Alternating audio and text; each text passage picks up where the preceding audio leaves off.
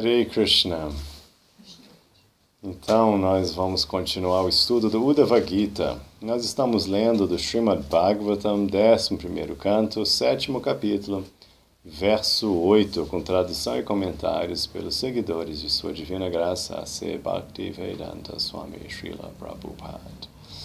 Então, Krishna continua instruindo o Uddhava, alertando ele sobre a necessidade de partir deste mundo, mas no processo ele já começou os ensinamentos. Então, ao falar, ele já começou a dar os ensinamentos e ele está falando sobre, quem lembra? Falando sobre Maya. Está falando sobre Maya, o poder ilusório, que é um tema muito importante da filosofia do yoga. A gente entender o poder de Maya, essa energia ilusória de Krishna. Então ele vai continuar falando sobre Maya e vai ter um significado bem profundo sobre o tema. Então vamos ler um pouquinho o sânscrito. Pumso yuktasya nanarto. Pumso yuktasya nanarto. Vamos lá. Então vamos lá. Pumso yuktasya nanarto. Pumso yuktasya nanarto. Muito bem. Brahma saguna doshabak. Karma karma vikarmeti. Guna dosha diobhidham. Guna dosha diobhidham. Pumsam yuktasya nanarto. Brahma saguna doshabak. Karma karma vikarmeti. Guna dosha diobhidham. Muito bem, vou ler sozinho agora. Pumso yuktasya nanarto. Brahma saguna doshabak. Karma karma vikarmeti. Guna dosha diobhidham. Pumsaham. De uma pessoa. Ayuktasya, cuja mente está afastada da verdade.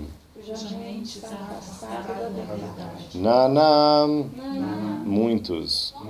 Artaham, valores ou significados. Brahmaham, confusão. Saham, esta.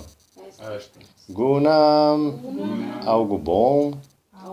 Dosham, algo mal. Bhak, incorporando. Karma, deveres compulsórios. Akarma, não execução de deveres prescritos. Vikarma, atividades proibidas. Iti, assim. Guna, coisas boas. Dosham, coisas más. Dhyaham, de quem percebe. Bidham, esta diferença. Tradução, repita comigo. A pessoa cuja consciência está confundida pela ilusão, percebe muitas diferenças de valor e significado entre os objetos materiais. Dessa maneira, ela se ocupa constantemente na plataforma do bem e do mal materiais e fica presa por tais concepções. Absorta numa dualidade material. Essa pessoa contempla Essa pessoa contempla a execução de deveres compulsórios, a não execução de tais deveres e a execução de atividades proibidas. Vou repetir. A pessoa cuja consciência está confundida pela ilusão percebe muitas diferenças de valor e significado entre os objetos materiais. Dessa maneira, ela se ocupa constantemente na plataforma do bem e do mal materiais e fica presa por tais concepções. Absorta na dualidade material, essa pessoa contempla a execução de deveres compulsórios, a não execução de tais deveres e a execução de atividades proibidas. Então, esse aqui está iniciando um tema muito interessante do Uddhava Gita, onde Krishna vai falar sobre a questão do bem e do mal do ponto de vista material. Então é um papo que vai sacudir um pouco a gente, porque, como vocês sabem, religiosidade em geral é só sobre bem e mal, né? Assim, você tem religiões inteiras que são só sobre bem e o mal. Ah, isso aqui é do bem, isso aqui é do mal, isso aqui é bem e mal, bem e mal. Então toda a vida a gente fica bem e mal, né? E aqui, para dar quase que com um choque assim, de transcendência, Krishna está explicando que é a pessoa que está absorta em Maya. Quem está confundido por Maya é que vai ficar preso nessa concepção de bem ou de mal material, que vai ficar atribuindo grandes significados e diferenças em situações e objetos materiais. Porque de um ponto de vista transcendental último, extremo, tudo isso aqui é ilusão. Então, que diferença que faz? Bem, mal, que não. O ponto é que é tudo uma ilusão. Então, você tem que ficar mais consciente do fato que é uma ilusão do que você ficar perdido e ficar isso aqui analisando. Ah, isso aqui é isso aqui, isso aqui é isso aqui, isso aqui é o outro. Por isso que na nossa linha a gente tem um pouco essa... Assim, não tem esse enfoque em você ficar lidando com problemas emocionais e mentais, que tipo assim, olha, bota isso tudo na categoria de Maya e começa a prestar atenção no fato que você é uma alma eterna presa no corpo material e que Deus está aqui te aguardando. Então a gente a gente faz um pouco desse jogo, assim, tipo, olha, isso é tudo Maya, no fundo, vamos ser sinceros, né? Então, seu paizinho foi bom, foi mal, sua mãezinha foi boa, foi mal, beleza, porra. Que diferença que faz? Então, de novo, como a gente sempre fala, pensa nos seus sonhos. Você fica perdendo muita atenção, prestando atenção àquele sonho, aquela pessoa boa, ou ela foi má, aquela coisa foi boa, foi ruim. Você vai ficar prestando muito tempo da sua vida acordada, pensando nos detalhes dos objetos e pessoas que você encontrou no sonho? Não, né? Você tipo acorda. Isso aí não tem mais nenhuma importância. Praticamente dizendo, no dia a dia, você acordou e você nem lembra. Não quer nem saber. Você não está ficando assim, ah, não, aquela pessoa, será que aquela coisa era do bem, era do mal, isso era bom, era ruim? Não interessa. Era uma ilusão. Estou em outra. Tchau. Né? Então tem isso. Então nessa sessão, Krishna vai jogar a gente um pouco para esse lado. Ó, se toca. Isso aqui é tudo uma ilusão. Você tem que despertar para a consciência transcendental e viver esse estado transcendental. E esses detalhes aqui de que é bom, mas no fundo não tem nada a ver. No fundo é só uma ilusão, é só um jogo de sombras, não tem nada a ver. Não se preocupe com isso. Então é muito estranho, porque a gente está aqui, a gente está envolvido aqui nessa realidade, né? Aí a gente quer entrar nessa, a gente quer ficar analisando as coisas, se preocupando e dando muito valor aos detalhes dessa vida. E, de certa forma, sim, aqui ele fala sobre deveres, né? Sim, a gente tem que saber o que fazer, o que não deve fazer, a gente tem essa preocupação. Certamente, Karma Yoga tem esse lado, a gente se preocupar com o que a gente deve fazer, o que não deve fazer, para a gente poder fazer isso, fazer o correto para Krishna. E claro que a gente não quer cometer nenhuma ação proibida e tal. Claro, tem esse lado. Não é que a gente vai perder contato com isso tudo, né? E como a gente falou na última aula, a questão da família. Então, de um lado, você entende que aquilo ali é passageiro, é temporário, mas, por outro lado, você leva aquilo muito a sério.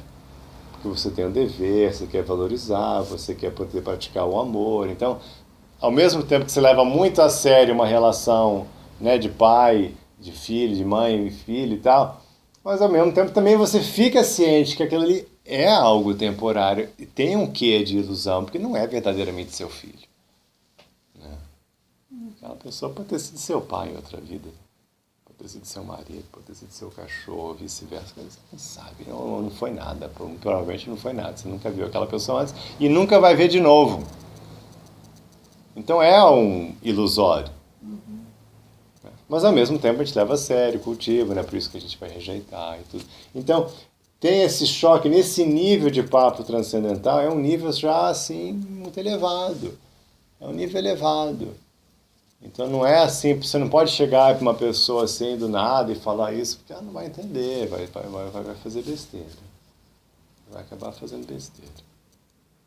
Então assim, mas para quem já está avançando, ele tem que entender, ele tem que chegar nesse nível de compreender a realidade ilusória material, né? Entender aqueles 3 níveis de realidade que eu tenho falado. Você tem que entender esses 3 níveis aí, entender claramente onde que você está e a natureza temporária, ilusória desta realidade. Sim, Antônio. Para mim, que sou um pouco novato nesse tipo de conhecimento, a princípio soa um pouco contraditório falar que tudo é ilusão e ao mesmo tempo que existe ação correta e ação errada. Uhum. Sim, não é contraditório, mas ele realmente tem essa questão de ser um paradoxo. A palavra correta é paradoxo. Né? Então, o contrário é porque obviamente é errado. Paradoxo é aquela coisa que requer que você vá um pouco mais fundo para essas coisas se encontrarem. Esse que é o paradoxo. Ele é superficialmente contraditório, mas quando você afunda um pouquinho, aí ele faz sentido. Então é um paradoxo. Então, para você entender que sim, de novo, nessa realidade material, e a gente está aqui, tudo bem, tem bom e mal, e vamos ver direitinho qual que é a sua ação, você ser um bom pai, ser um bom empresário, uma boa mãe, um bom médico, um bom empresário. Tudo bem. E, ao mesmo tempo, fique ciente que isso aqui é temporário e passageiro. Então, a gente vai levar a sério até como uma ferramenta de evolução espiritual, uma forma de agradar a Deus. Então, vai ser uma ferramenta transcendental. A gente vai tornar transcendental essa realidade material. Esse é o nosso objetivo como yogis. Então, até os objetos materiais, a gente vai levar eles a sério, porque a gente vai entender que eles pertencem a Krishna. Então, a gente vai tentar engajar tudo a serviço de Krishna. Então, o que dizer dos nossos deveres? Também a gente vai entender que eles são materiais, mas a gente vai engajá-los a serviço de Krishna. Então, você vai tornar transcendental esses aspectos. Então, certamente, para quem não está vendo a plataforma transcendental, vai chocar. É muito material você ficar só pensando em bom e mal. Para quem já está enxergando ele a transcendental, ele vai ter que saber levar essa realidade para a transcendência. Porque, de novo, senão vai ficar você com uma vida com espiritualidade. Você vai ficar totalmente aqui envolvido com a energia material e aí volta e meia você vai lembrar que tem uma coisa chamada transcendência, que tem Deus e você é uma alma. Então isso não é legal. A gente quer viver... a gente... Sim, A gente quer viver mesmo na trans, a gente quer ser um yogi de verdade. Então a gente quer viver o dia inteiro com essa consciência da realidade última. E não se perder na energia material. Deu para entender, mas agora no finalzinho me veio na cabeça que ação correta e ação errada já é uma dualidade, né? É uma dualidade, é isso que ele está falando. Essa é a alerta de Krishna. Isso é uma dualidade. Então fique atento que isso é uma dualidade. E como é que você vai fazer? Então, para transcender a dualidade, você vai fazer o melhor e oferecer para Krishna, porque aí você já vai estar indo além da dualidade. E quando alguma coisa ruim acontecer com você, você vai ficar totalmente tranquilo. Quando for você o receptor dessa energia, você vai ficar totalmente tranquilo. Isso sim, a gente já vai entender isso agora, né? Você como yogi, para você não tem bom e ruim. O que acontecer com você, isso sim você vai entender. Você sabe que é temporário. Isso sim você vai encarar, não, isso não tem nada a ver de bom ou ruim, é o que é e acabou, e eu vou fazer o melhor do mau negócio. É o desapego, né? É o desapego total, porque você está consciente. Ao mundo de Maia, que é ilusão, e é como o Mestre Jesus disse, vocês são deste mundo, mas não são desse mundo. Estão nesse Sejam no mundo, mas não sejam desse mundo. Então aqui você tem que ter a ação correta, mas... Entendeu? Então, quando é com a gente, certamente a gente vai ficar tranquilo, ciente que é tudo igual, equânime, visão, né, de equanimidade, de unidade em tudo. Na hora da gente agir, claro que a gente vai fazer o correto para satisfazer Deus, porque Deus não vai ficar satisfeito, ele já falou no Bhagavad Gita, já falou antes, né, nessa época que várias décadas antes ele falou Bhagavad Gita, aqui já passaram-se décadas que ele falou o Bhagavad Gita. Então, décadas atrás, Krishna falou Bhagavad Gita e deixou muito claro lá para Arjuna que ele tinha que cumprir o dever dele. Todo Bhagavad Gita tem esse foco, né? E começa com Karma Yoga, explicando a necessidade de você cumprir seu dever, de novo, em consciência de Krishna, como uma oferenda, como uma prática de yoga. Deixa eu te falar, Giridhari, e da pessoa estar, como você falou, em transcendência, né? É como estar iluminado, então. Isso, a gente quer, são sinônimos. Não, Ok? Então não vamos esquecer que Krishna falou que a gente deve, de fato, escolher. Mas a gente não vai ficar assim, bom, mal, ruim. Isso não. A gente vai sair dessa dualidade. Do bem e do mal. Ok? Vamos ler o significado agora, que é bem extenso. Descreve-se neste verso a plataforma mental da existência ilusória. A palavra ayuktasya indica a alma condicionada, que não fixa somente na suprema personalidade de Deus. Descreve-se claramente no Bhagavad Gita e em outros textos védicos que o Senhor Krishna, a verdade absoluta, está dentro de tudo e tudo está dentro do Senhor. Pode-se dar o exemplo de que quando uma mulher ama um homem, ela anseia por vê-lo e diariamente o vê vestido com roupas diferentes. Na verdade, a mulher está interessada não nas roupas, mas no homem. Assim também, dentro de cada objeto material, está a suprema personalidade de Deus. Portanto, quem desenvolveu amor por Deus está sempre vendo o Senhor em toda parte, e não apenas os objetos materiais superficiais que cobrem o Senhor. Neste verso, a palavra ayuktasya indica alguém que não chegou ao nível da realidade. Tal pessoa, destituída do serviço devocional amoroso ao Senhor Krishna, tenta desfrutar as inumeráveis formas e sabores da experiência material. Esta ilusória ocupação temporária não é a função constitucional da entidade viva confusa, que permanece sem consciência alguma da realidade última, a suprema personalidade de Deus. Dentro do mundo da matéria, sem dúvida, existem variedades. Entre os cães, há poodles com pedigrees e vira-latas comuns. E entre os cavalos, há os puros sangues e as pardas mulas velhas. Do mesmo modo, alguns seres humanos são belos e educados, e outros são estúpidos e desajeitados. Alguns são ricos e outros são pobres. Na natureza encontramos terra fértil e terra estéril, florestas viçosas e desertos inúteis, pedras preciosas e pedras sem valor, fluentes rios límpidos e sujas lagoas estagnadas. Na sociedade humana encontramos felicidade e sofrimento, amor e ódio, vitória e derrota, guerra e paz, vida e morte, e assim por diante. Não temos, porém, nenhuma relação permanente com nenhuma dessas condições, porque somos almas espirituais eternas, partes integrantes do Senhor Krishna, a suprema personalidade de Deus. A cultura védica é disposta de tal modo que todos podem se tornar perfeitos em autorrealização mediante a simples execução de seu dever ocupacional para satisfação da suprema personalidade de Deus. Swe Swe Karmani Abhirata samsiddhim labate naraha.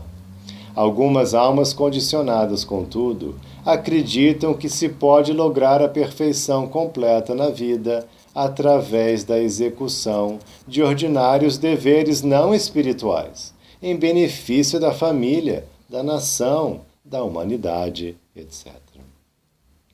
Outros não se interessam nem pelo serviço a Deus, nem por nobres atividades mundanas. E existem ainda outros que buscam ativamente a vida pecaminosa. Essas pessoas pecadoras costumam se levantar da cama já no fim da tarde e ficam acordadas a noite toda, tomando intoxicantes e praticando sexo ilícito. Tal existência tenebrosa e infernal é causada devido à atração por tamoguna, o modo da ignorância. As ações no modo da ignorância chamam-se vikarma, como o menciona este verso. Infelizmente, nem a pessoa materialmente responsável, nem a pessoa materialmente irresponsável, nem a pessoa pecadora podem alcançar a verdadeira perfeição da vida, a consciência de Krishna. Então o ponto é esse aqui. E por isso que o verso final do Bhagavad Gita, assim, não o final, mas é que a gente pensa assim, como um verso conclusivo do Bhagavad Gita, Krishna fala Sarva Dharmam Parityajya Mamekam Sharanam Vraja. Então assim, Krishna fala, não dependa de nenhum Dharma, mas Mamekam Sharanam Vraja, unicamente abrigue-se em mim. Porque o ponto é esse, não adianta você ter uma vida nobre, materialmente dizendo, sem consciência espiritual. Fazendo tudo que deve ser feito, sendo um excelente pai, mãe, funcionário, cidadão, enfim, empresário, seja lá o que for. Não adianta você fazer isso e esquecer Deus. Porque tudo vai ser passageiro. Tudo que você acumular, tudo que você fez, todos os resultados da sua vida vão ser passageiros. E certamente não adianta você não cumprir os seus deveres.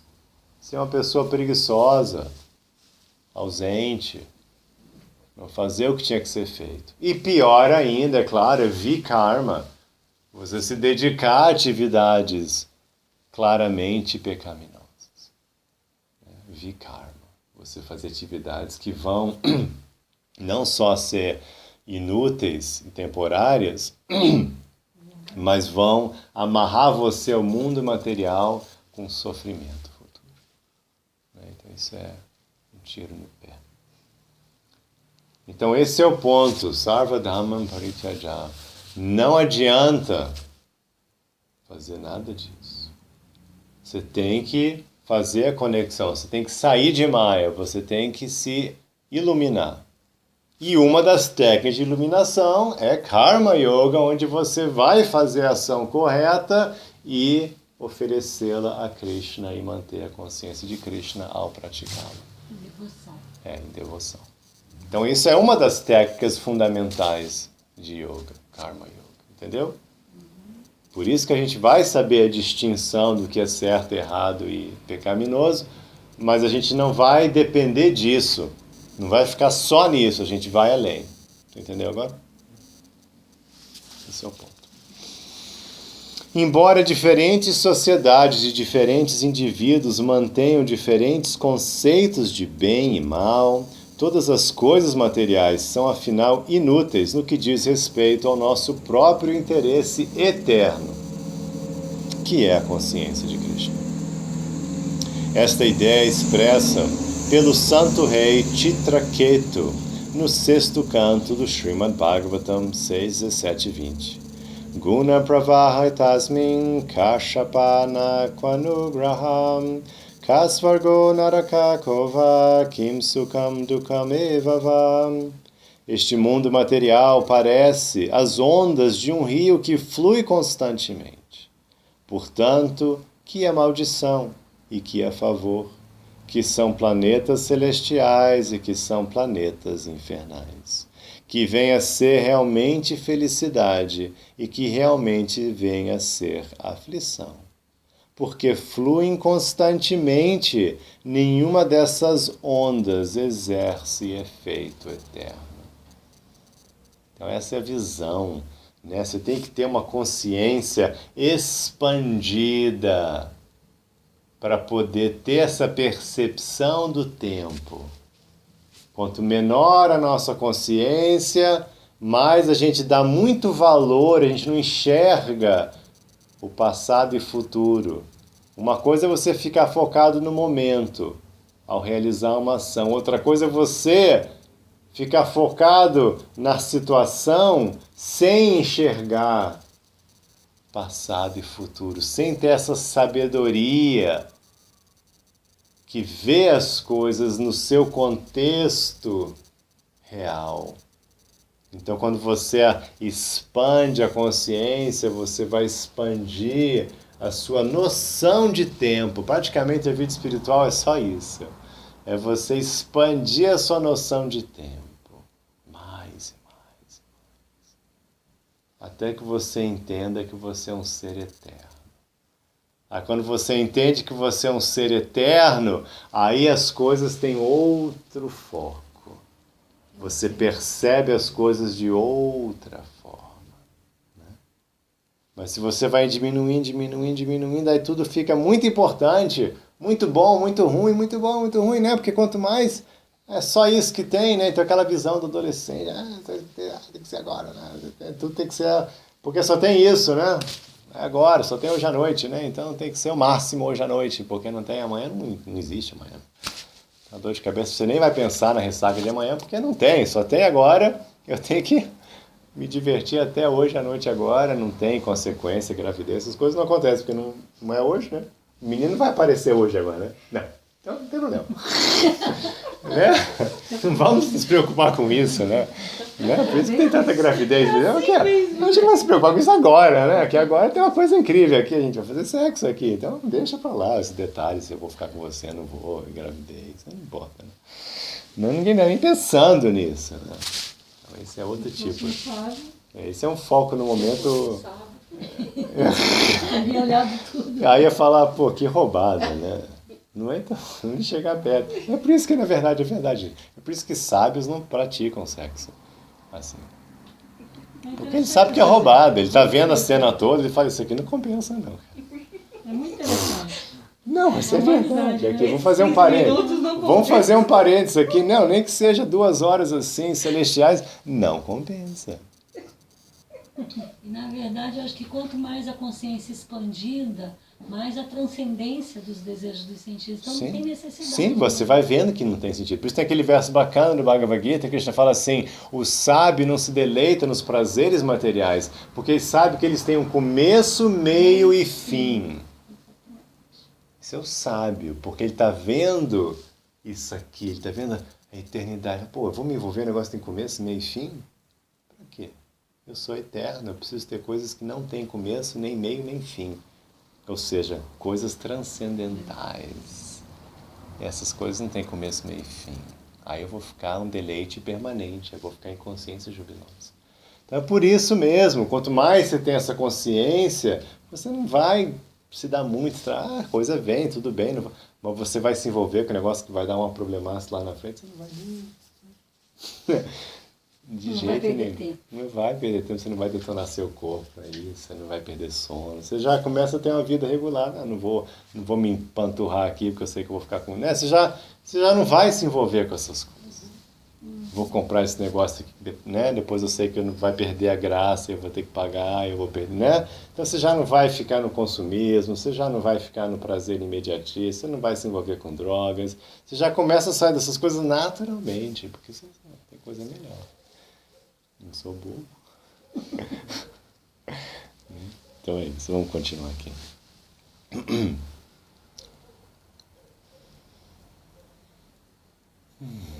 O fato é, porém, que não são só os próprios Vedas, mas as almas condicionadas é que estão atadas à dualidade material. Perdão, vou voltar um pouquinho que eu pulei. Pode-se apresentar a objeção de que, como nos Vedas existem atividades prescritas e proibidas, os Vedas também aceitam o conceito de bem e mal dentro do mundo material. O fato é, porém, que não são só os próprios Vedas, mas as almas condicionadas é que estão atadas na dualidade material. A função da literatura védica é ocupar cada indivíduo no nível específico em que ele se encontra no momento e elevá-lo aos poucos até a perfeição da vida. O modo da bondade material não é por si espiritual, mas ele não impede a vida espiritual, visto que purifica a consciência da pessoa e cria um desejo de conhecimento superior. O modo da bondade material constitui uma plataforma favorável para a busca da vida espiritual, assim como o aeroporto é um lugar favorável para quem quer viajar. Se alguém deseja viajar de Nova York para Londres, o aeroporto de Nova York é de certo o lugar mais favorável para viajar. Mas caso perca o avião, ele não está mais perto de Londres do que qualquer um em Nova York, que não foi para o aeroporto. Em outras palavras, a vantagem do aeroporto só é significativa se a pessoa pega o avião. De modo semelhante, o modo da bondade material constitui a situação mais favorável da qual a pessoa pode elevar-se à plataforma espiritual. Então esse exemplo é muito bacana, né? Esse exemplo do aeroporto a gente usa muito. É legal. Então, todos esses detalhes sobre dever, o que fazer, o que não fazer, comer, o que não comer e tal, né? Tudo isso diz respeito ao modo da bondade. É um estilo de vida material mais puro, mais recomendado. Então, a gente busca e recomenda-se no Bhagavad Gita, Krishna recomendou, o modo da bondade. Mas para quê? Para que você, no modo da bondade, você então transcenda a realidade material. Então, o modo da bondade, ele maximiza o seu potencial como ser humano, o seu potencial para o avanço espiritual. Ele maximiza. Por isso que ele é recomendado. Mas se você pratica o modo da bondade e ainda assim não dá importância alguma à vida espiritual, então, no longo contexto, né, a longo prazo foi inútil. A curto prazo foi bom, você se sentiu bem, você vai ter um karma positivo, é melhor do que você ficar lá no vikarma. Então, assim, vai ter resultados materiais legais, mas como a gente está falando agora de eternidade, aí são as ondas do rio que o rei Chitraketu mencionou. Você estava lá e a onda foi embora. Então, o que adiantou aquela situação favorável? O que adiantou aquela felicidade material? O que adiantou que você nasceu nos reinos celestiais? Não adianta nada, porque depois passa. Passou. E aí, agora? Como é que você está? Como é que você está hoje? Aquela felicidade que você teve 23 anos atrás, está te fazendo alguma coisa hoje? Não. Aquele nascimento que você teve nos planetas celestiais 2 milhões de anos atrás, está te fazendo alguma coisa hoje? O fato que você foi um rei milionário 20 vidas atrás está te fazendo alguma coisa hoje? Não. Não adianta nada, passou, né? Então, esse é um ponto bem legal da gente entender. A gente vai fazer o melhor da vida. Isso é que é legal da vida espiritual. Ela não tem conflito com o processo da vida. A gente vai ter uma vidona material, assim, a gente vai maximizar, a gente vai ter a melhor vida possível aqui e a gente vai torná-la ainda melhor com a espiritualidade. Às vezes as pessoas têm essa ideia, até Arjuna teve essa ideia, né? Que a vida espiritual significa que você vai ter uma vida material ruim. Eu vou ter que sacrificar minha vida material para ter uma vida espiritual, que é uma coisa oposta. Não é. É alinhada. Você vai ter uma vida material maravilhosa para você poder ter uma vida espiritual maravilhosa. Só que esse maravilhoso é em termos de qualidade de vida, não em termos de desfrute material necessariamente. Aí você falou assim, por exemplo, aqui, 20 anos atrás fui um rei e tal, de que me adiantou? Eu acho que para a evolução humana adiantou, porque você está aí evoluindo para chegar nesse estado para poder transcender. Né? Nesse sentido, com certeza. Uhum. Com certeza. Na próxima vida a gente pode nascer assim, vizinho de um templo, né? Não. Legal, assim, vizinho de um mestre. É como eu falei naquele vídeo recente, não faça planos multividas. Multividas, Esse plano multividas está fora. É esta vida. Para com o plano multividas, Maharani. Ainda mais você, toda aí cheia de crédito. Krishna vai te arrastar de volta assim. Você não vai nem saber o que está acontecendo.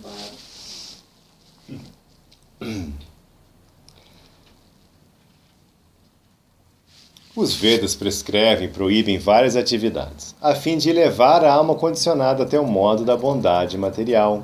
E desse ponto ela deve elevar-se até a plataforma espiritual através do conhecimento transcendental. Essa é a chave do sucesso. O conhecimento que vai te iluminar, literalmente, que vai te desvendar mais. E, portanto, se a pessoa não chega à plataforma da consciência de Krishna, sua elevação ao modo da bondade material é inútil.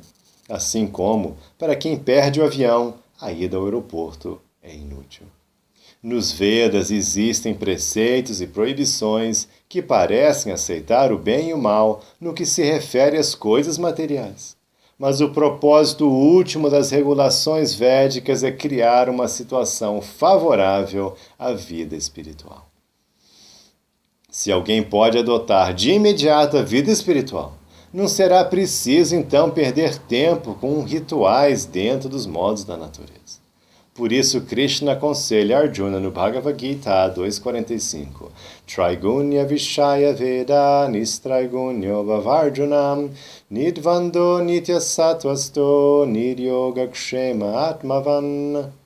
Os Vedas tratam principalmente do tema dos três modos da natureza material. Ó Arjuna, torna-te transcendental a esses três modos. Liberta-te de todas as dualidades e de todos os anseios advindos da busca de ganho e segurança. Estabeleça-te no eu. Lindo esse verso, né? Então é isso, as religiões, inclusive os textos sagrados, os Vedas, inclusive, eles falam muito de que certo, errado, e ritual para isso, ritual para aquilo, né? E esses detalhes. Mas Arjuna Krishna fala para Arjuna no Bhagavad Gita, olha, esquece isso um pouco, transcende isso, tá? Deixa isso de lado. Liberta-se disso. E foque-se no seu aspecto transcendental último. A este respeito, Srila Madhvacharya citou os seguintes versos do Mahabharata. Svargadyascha guna sarve dosha sarve tateva cha atmana kartrita brantya jayante natra samshayaham. Dentro do mundo imaterial, as almas condicionadas consideram que residir nos planetas celestiais e deleitar-se com prazeres paradisíacos, tal como o desfrute piedoso na companhia de belas mulheres, são coisas boas e desejáveis. Da mesma forma, consideram-se que as condições dolorosas ou miseráveis são prejudiciais ou ruins. Porém, toda essa percepção de bem e mal neste mundo baseia-se, sem dúvida, no erro fundamental de considerar a si mesmo e não a suprema personalidade de Deus, como o agente ou executor último de todas as ações. E o último verso. Paramatmanam evaikam kartaram veti yapumam samuchate smat samsarat paramatmanam eti cham. Por outro lado, aquele que compreende que a suprema personalidade de Deus é o verdadeiro controlador da natureza material e que, em última análise, é Ele que está movendo tudo, pode libertar-se do cativeiro da existência material. Essa pessoa vai para a morada do Senhor. Ok, esse foi o verso 8. Eu acho que dá para a gente ler o verso 9. Alguma dúvida nesse verso aqui? Nessa última passagem, assim, veio para mim assim, Na verdade, tudo passa pelo foco do eu, né? Se eu estou focada no eu, em mim, no meu ego, né? Eu vou estar sempre focada no que é bom, no que é ruim para mim. Na verdade, exato. o foco precisa sair de mim e ir para Krishna. Exatamente. Isso. É que a gente fala, a vida espiritual é a mudança do egocentrismo para o teocentrismo. Teocentrismo? Eu inventei essa palavra. É Deus. Deus no centro, né? Deus no centro. Eu acho que não tem essa palavra, mas eu acho que eu tenho usado. Tem? Então, Tem. então Krishna me deu a palavra, tá valendo. Então, teocentrismo. Então você bota Deus no centro. Eu nunca tinha ouvido. Teocentrismo. Eu nunca vi de outra vez. Até quando eu faço alguma ação boa, com bom karma, eu, na verdade, estou focada nisso. Continuo focada nisso. Você não adianta fazer ação, foi o verso, não adianta fazer ação boazinha focada em você. Você tem que fazer ação boazinha focada em Krishna. Aí fica legal. Aí vai ficar tudo de bom. Porque Krishna fala, nunca abandone os deveres, as doações, as caridades, nunca abandone essas coisas. Ele fala. Então a gente continua fazendo-as, mas para Krishna. Ok, verso 9. Vamos ler a tradução juntos. Portanto, colocando todos os teus sentidos sob controle. E desse modo subjugando a mente. Deve ver o mundo inteiro. Como situado dentro do eu. Que se expande por toda parte. E também deves ver este eu individual dentro de mim. A suprema personalidade de Deus. Olha que interessante. Portanto, colocando todos os teus sentidos sob o controle e desse modo subjugando a mente, deves ver o mundo inteiro como situado dentro do eu que se expande por toda parte e também deves ver este eu individual dentro de mim, a suprema personalidade de Deus. Então, Krishna fala algo bem parecido no Bhagavad Gita, no capítulo 13, onde ele explica que você tem que enxergar a presença da alma individual em todos os lugares, né? Porque tem vida por todo o universo, em todos os lugares. E você deve ver que cada uma dessas almas fazem parte de Krishna, ou seja, dentro de cada, também dentro de tudo, tem essa existência do eu supremo, do eu maior, Krishna. Super-alma, né? A super-alma, que é a palavra. Paramatma. Então, ele fala isso. Então, você passa da visão material para a visão espiritual, de enxergar o eu, o verdadeiro eu, não o eu que a gente estava falando, né? Mas o eu em tudo e todos.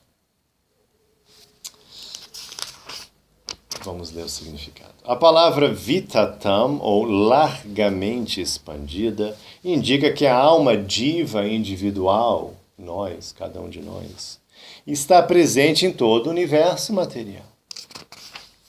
De forma semelhante, no Bhagavad Gita 2.24, o Senhor Krishna declara que Nitya Sarva Gataha, a alma individual é eterna e se expande por toda a parte dos mundos material e espiritual. Isto não significa, todavia, que cada alma individual é onipenetrante, mas que a suprema personalidade de Deus, Krishna, expandiu sua potência marginal por toda a parte. Entendeu? Nós somos uma energia de Krishna, chamada às vezes de energia marginal. Usar essa palavra, energia marginal. Porque a gente não é nem matéria nem Deus, então a gente é marginal, a gente está entre a matéria e entre o divino. A gente pode estar. Então essa energia está em todo lugar, porque é uma energia de Deus, como a energia material está em todo lugar aqui no mundo material. Só que a energia marginal ela está também aqui e também está no mundo transcendental, no reino de Deus. Então ela está em todo lugar. Logo, ninguém deve concluir cegamente que a diminuta entidade viva é onipenetrante. Ao contrário, deve-se compreender que Deus é grandioso e expande sua energia pessoal por toda parte. Neste verso, Atmanikshashva Vitatam significa que este mundo material é criado para facilitar o gozo dos sentidos das almas condicionadas, que estão tentando desfrutar sem Krishna, seu verdadeiro Senhor. As entidades vivas estão ocupadas tentando explorar a energia externa do Senhor, mas a jurisdição delas sobre o mundo material é ilusória. Tanto a natureza material quanto o ser vivo condicionado são energias do Senhor e, por conseguinte, existem dentro da personalidade de Deus e estão sob seu controle supremo. Esse é o ponto, né? A gente está aqui querendo desfrutar da energia material, querendo dominar a energia material, querendo dominar outras almas, que aí é mais legal ainda, né? Dominar outras pessoas. Mas isso é tudo uma ilusão, porque é baseado no conceito ilusório que a gente teria poder sobre essas coisas. Mas quando, na verdade, tudo pertence a Krishna. Krishna é o supremo controlador. Deus é que controla tudo. A energia é dele, tanto a energia viva quanto a energia material. Ele falou no Bhagavad Gita, a energia é dele.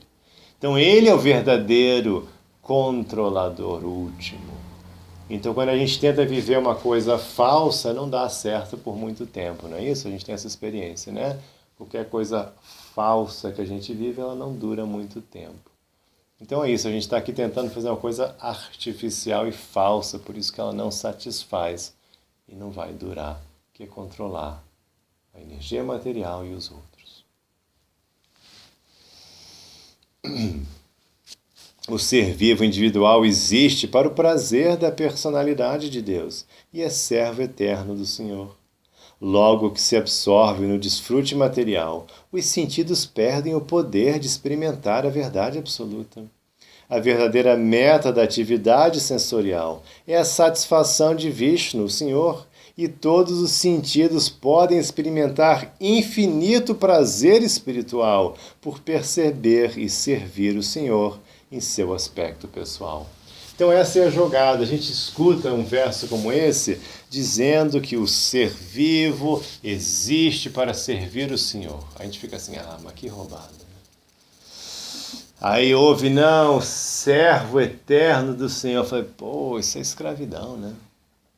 Quem vai me libertar desse jugo? Que horror, né? Alguém há de nos socorrer. Né? Então parece horrível, né? E aí a gente fala, não, eu vou me divertir aqui mesmo, sem Deus. Eu vou me satisfazer, não vou ficar satisfazendo Deus. Eu vou me satisfazer. Imagina eu ficar servindo esse outro cara. Eu vou me satisfazer. Então a gente tem feito isso, né? Vida após vida. A gente tem saído por aí falando, não, eu vou me satisfazer. Eu vou me divertir. Eu vou me servir. E aí, tem dado certo? Como é que está o projeto até agora? Está indo bem? Como é que está indo o projeto? Não muito bem, né? Não está dando muito certo a coisa. E aí, engraçado que quando a gente para de fazer isso e de fato serve ao Senhor, a gente compreende a nossa natureza de servo amoroso de Deus. E começa, mesmo no comecinho, mesmo nos primórdios da vida espiritual, a gente começa a usar os sentidos para satisfazer a Deus e não a nós mesmos, a gente experimenta enorme prazer, enorme satisfação. Então é muito louco, porque funciona de cara. A gente começa a sentir muita satisfação, muito prazer. De cara, logo no começo, mesmo ainda numa situação ainda incompleta, poluída e tal, e Nessa escravidão, uma libertação. Não, é uma delícia, isso é tudo de bom, a gente entende, não, era tudo de bom, eu estava dando bobeira, era uma verdade, era uma relação amorosa, eu estava sendo convidado a participar de um relacionamento amoroso, numa situação assim, paradisíaca, infinita, e eu achei que isso era ruim, e eu tinha que buscar uma outra coisa, não. Então, quando a gente começa a servir Deus pessoalmente, quando a gente começa a atingir esse nível de conectar as coisas e fazer as coisas com o objetivo de satisfazer Cristo, a gente experimenta paz e bem-aventurança crescente e uma mente jubilosa. Então, funciona, a gente não tem que ficar torcendo. Funciona, se experimenta e funciona. Só isso que a gente está falando, experimente. Experimente. O Guru da Charana tem uma frase ótima que ele fala, ele é americano, mas ele fala assim, entre no laboratório de Bhakti e faça o seu, experimente. Entre no laboratório de Bhakti e faça a sua experiência. Que você vai sentir. É isso só que a gente está falando. Faça e você vai sentir. E aí depois você expande. Faz mais e mais e mais, que você vai ver que é bom. E depois você compartilha essa informação para os outros também experimentarem. É só isso que a gente está fazendo. Contudo, aqueles que adotam a concepção de que Deus é impessoal tentam deter toda a atividade dos sentidos. Mas porque não podem permanecer inativos, os sentidos naturalmente retornam às atividades do reino da ilusão material. Quem ocupa os sentidos no serviço à personalidade de Deus desfruta prazer ilimitado ao ver a beleza transcendental da forma do Senhor. Mas se alguém não se qualifica mediante a pura devoção amorosa a Krishna, o Senhor não o recompensa com esta experiência sublime. Portanto, toda alma condicionada deve acabar com sua desnecessária separação da personalidade de Deus, retornando à bem-aventurada companhia do Senhor. O Senhor Krishna desce em pessoa para restituir a visão das cegas almas condicionadas, e desse modo o próprio Senhor está instruindo Uddhava para que no futuro almas sinceras possam se beneficiar com seus ensinamentos. De fato, centenas e milhões de pessoas, até mesmo agora, extraem iluminação espiritual das instruções que o Senhor Krishna deu a Arjuna no Bhagavad Gita. Então, muito obrigado por seu tempo e paciência. Srila Prabhupada Ki Jai. Alguma dúvida ou comentário último?